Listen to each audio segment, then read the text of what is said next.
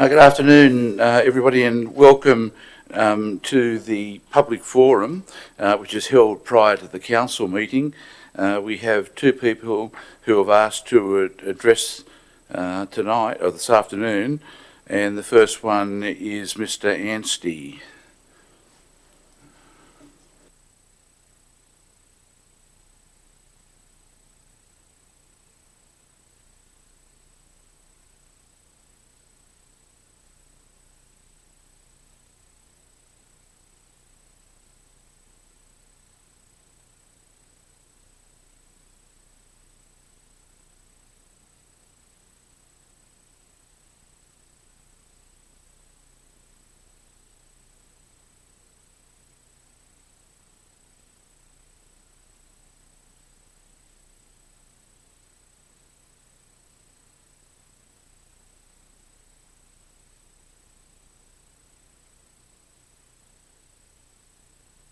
So there you go.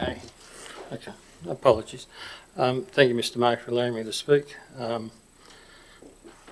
You would remember that at the last extraordinary meeting I was present in this room, and I listened intently to the officers' reports and heard that a lot of these fees and charges were in line with other councils. And I asked for the slides that were put up to be given in the minutes, and they've come up, and now for this extraordinary meeting has come a schedule of fees and charges.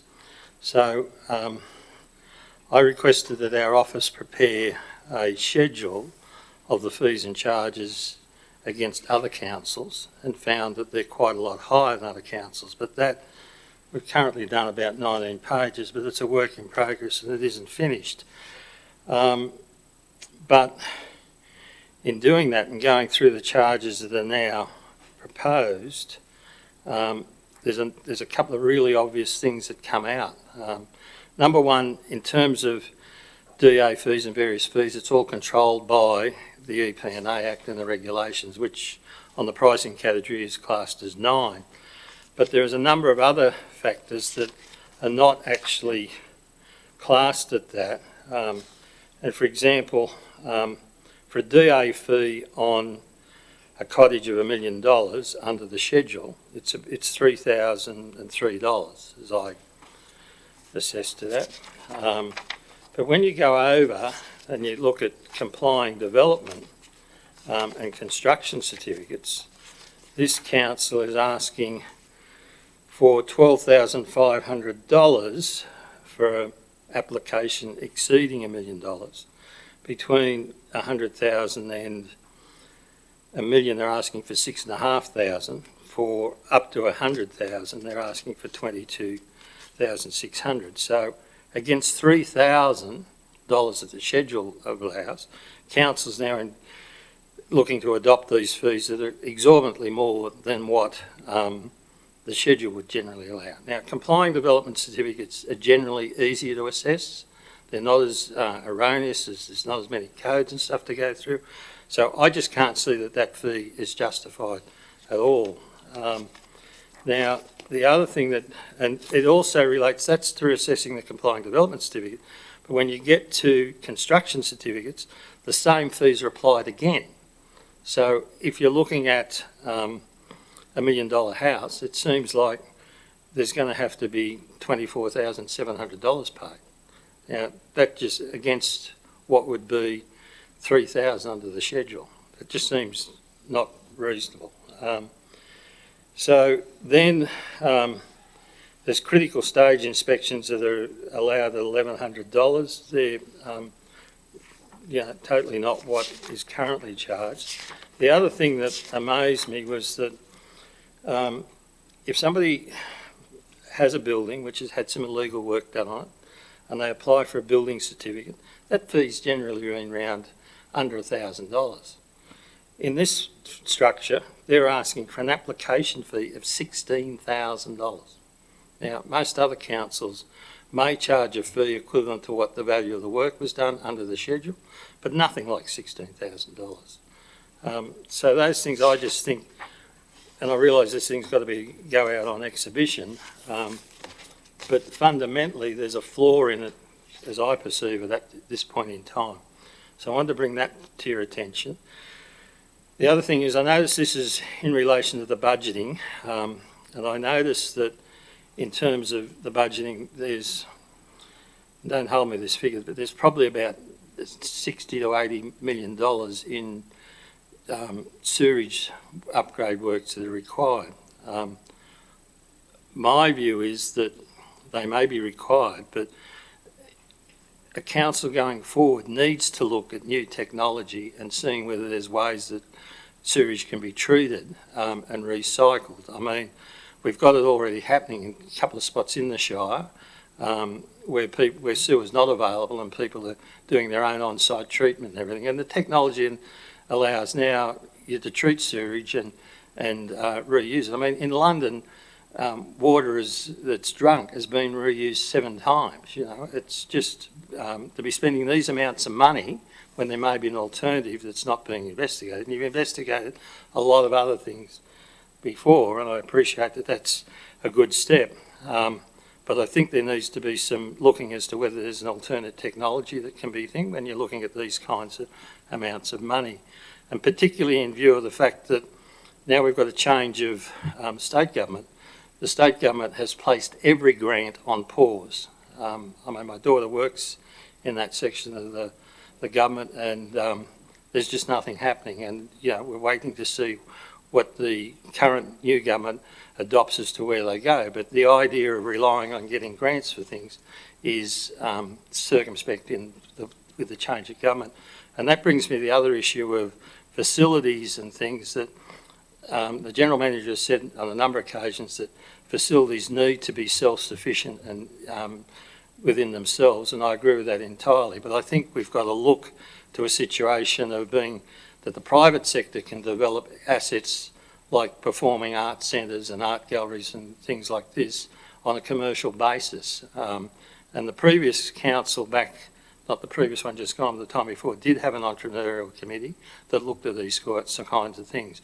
And I think we need to be thinking about those things. I mean, there's a plethora of development that's going to happen, perhaps not at the will of yourself, but there's probably about 6 to 10 billionaires that are buying up this shire in slathers, and they're going to the state government for rezonings and stuff, and we need to be able to respond to that, and I think there needs to be more as to what can be done by the private sector, integrating with council, not a community expecting council to provide everything. That's all I need to say. You've covered a bit of ground there. You'll be obviously making a submission when everything goes on exhibition. Yeah. Could I just say that in relation to charges and fees, they're staff recommendations, Yes, and I will deal with that later on in the meeting in relation to charges and fees. Yeah. In relation to the capital works and specifically sewer systems, there's a pretty strong oversight by the EPA on the council, but raise that in your submission as well. And in relation to, you know, billionaires buying up a lot of the Shire, well, it's an attractive place, isn't it? Yeah, absolutely. And, you know, that's the marketplace. You know, the council can't really control that kind of thing, but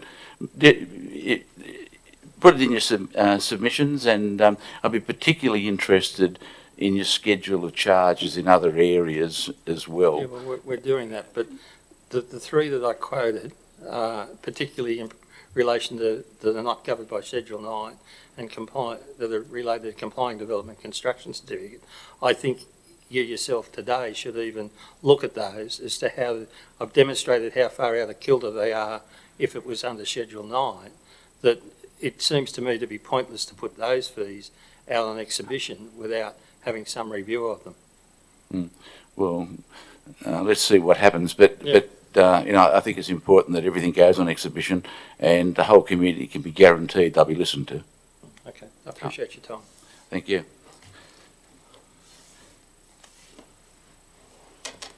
Mr. Onisfaru, is that the correct pronunciation? It's fine, Theo is fine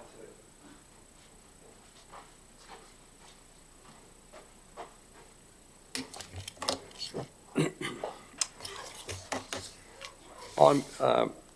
I understand I'm under a time limitation. Consequently, I've got a bundle of documents that I'll hand up at the end of my presentation.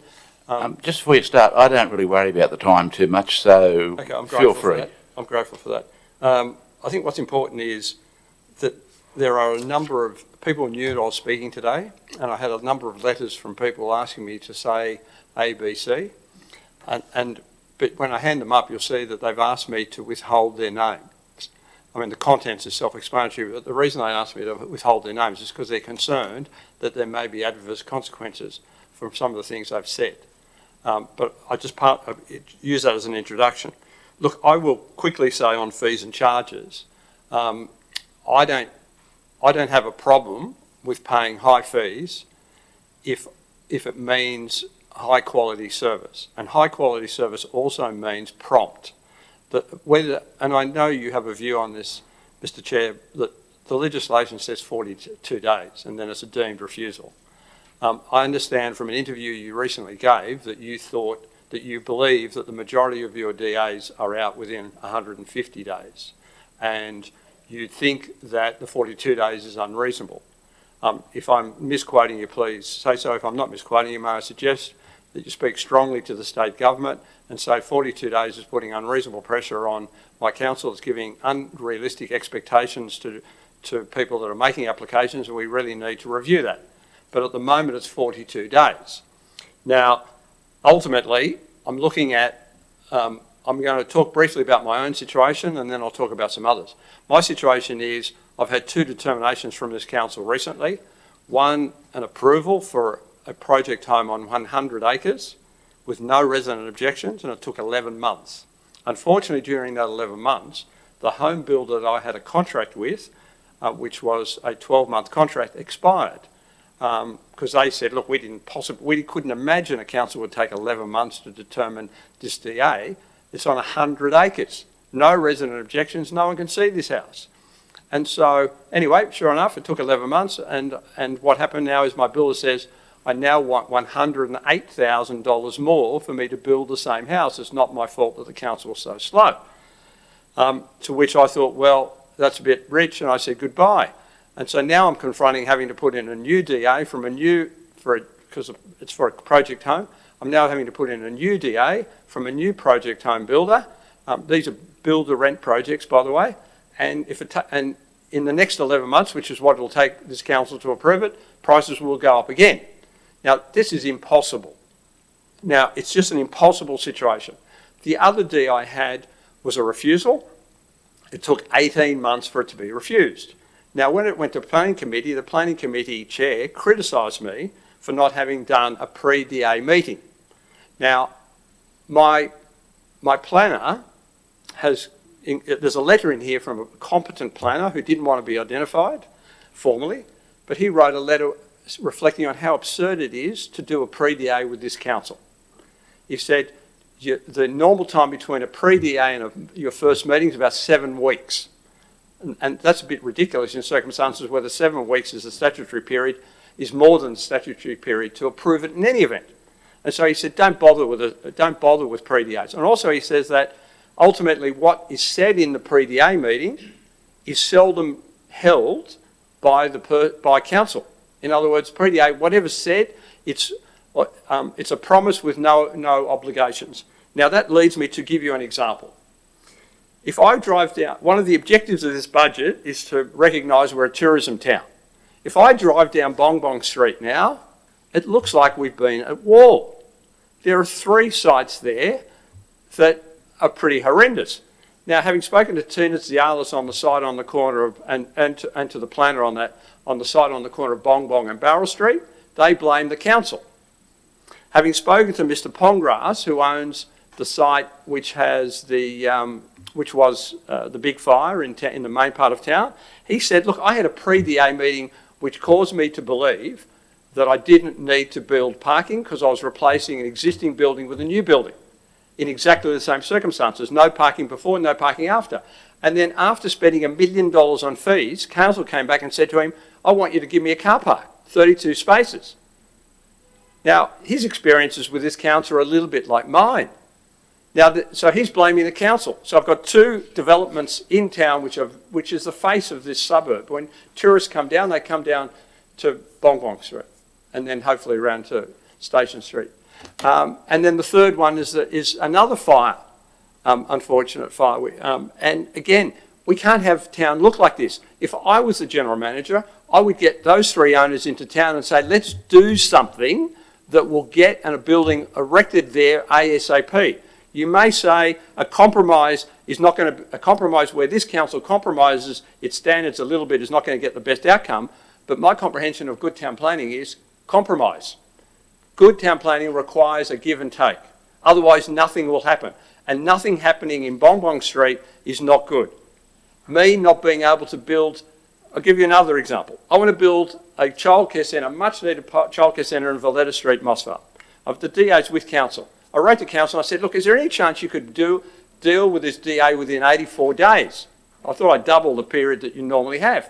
Can I have a guarantee it can be dealt in 42 days? Otherwise, I'm so pessimistic about how long it will take to get this DA, I'll commence proceedings now.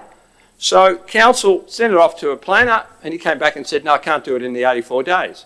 So that means, unfortunately, I'm going to now go back and start legal proceedings. Not because I want to, but because, and by the way, the specialist childcare centre designers that consulted on the DAs of my two childcare centres said, don't bother with the DA with that council, don't bother waiting, go straight to court. They're hopeless. I'm happy to give you details when I'm not speaking publicly about what he said and the basis of why he said it. That is the reputation of this council. And when you drive down Bong Bong Street, it doesn't help our reputation. Okay, so I've discussed, now funny enough, I was reading, and this is one of the documents I'm going to hand up, I was reading The Urban Developer. This week it published this interesting article, Local Governments Holding Back Cities. Now, what I really believe in is if you build it, they will come. But if you don't build it, they will not come.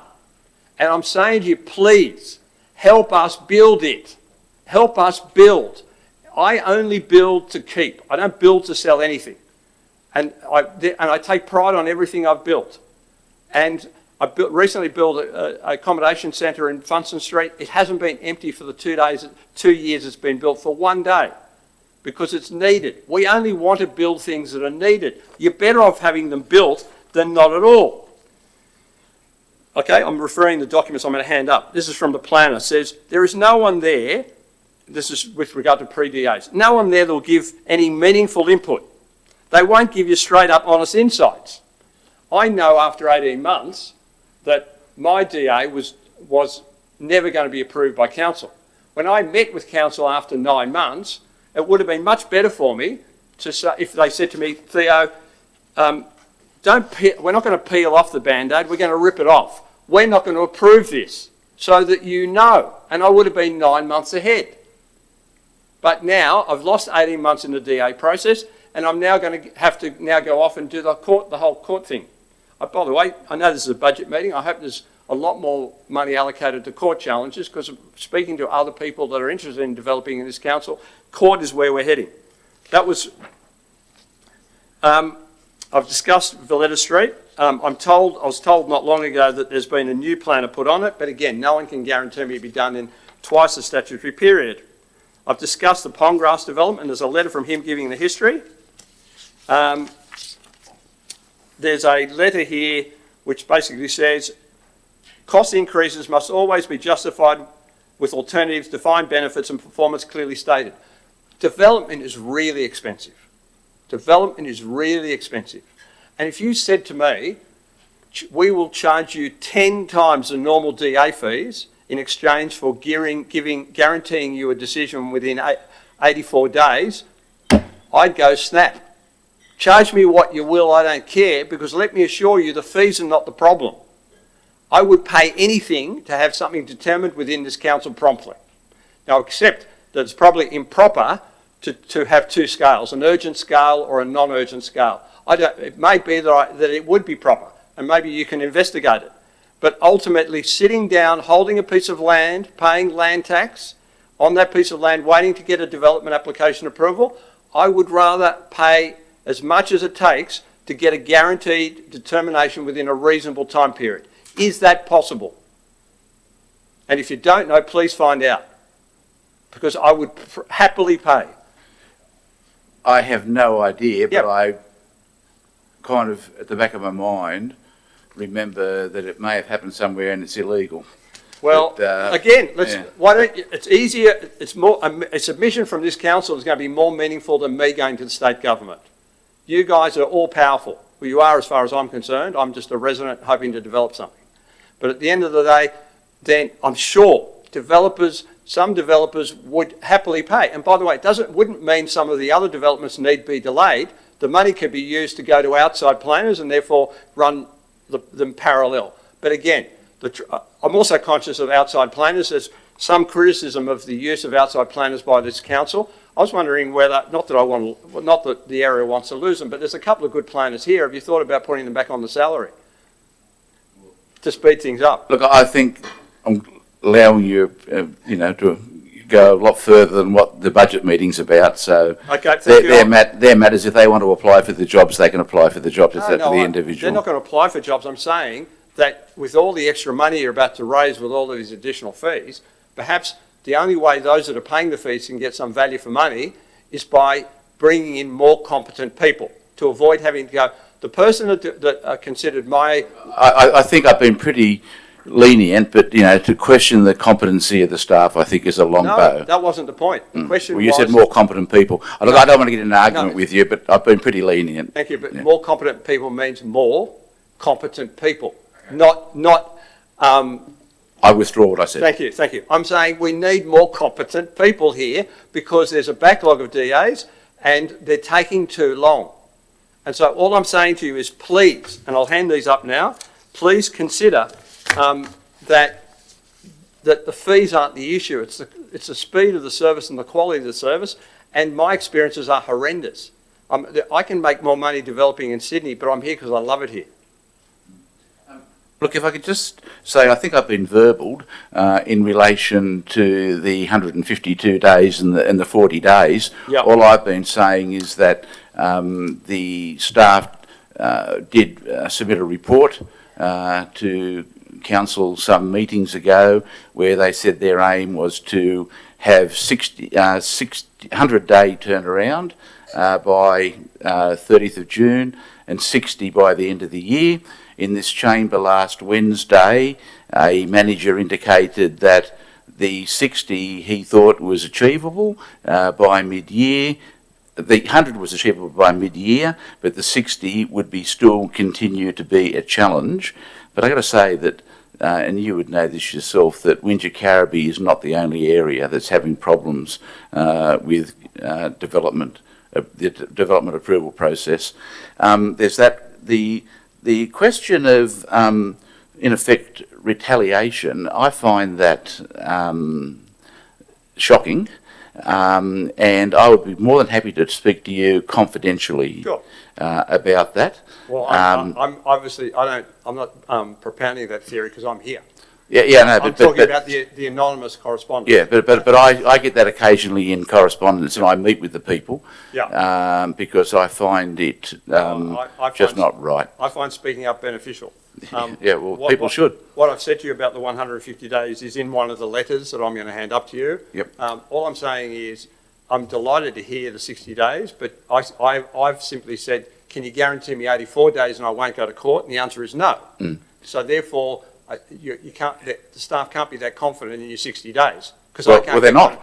Sorry? They're not. Yep. They said at the meeting the 60 days at the end of the year would be a challenge still. I've given 84. Yeah. I've given 84. Yeah. And it's only because I'm told by my childcare operator that they want to have a soft opening by October 2024.